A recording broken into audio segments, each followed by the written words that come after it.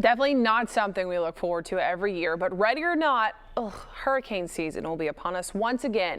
According to Colorado State University, we're in for another above average season this year. Meteorologist Jennifer Lammer is here now to break down the findings. I don't even want to talk about this, but we have to.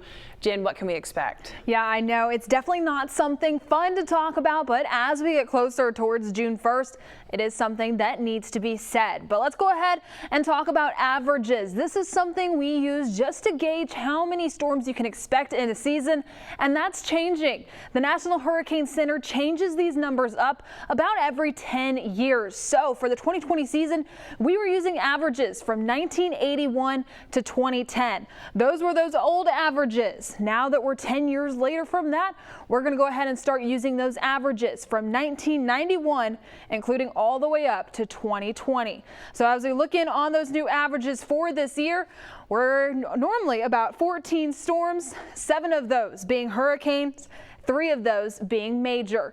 Now, we only use that 30-year span to take up with the times, so speaking climatologically, and then also so that we can keep up to date with new data that we have available to see those storms.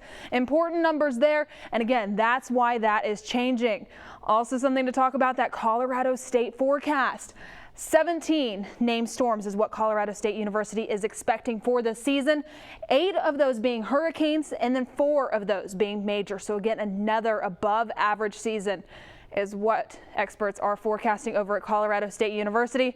And if you can see it on the bottom there, 50 days until hurricane season begins. We're only 50 days away, and so it will be staying weather aware as we approach closer.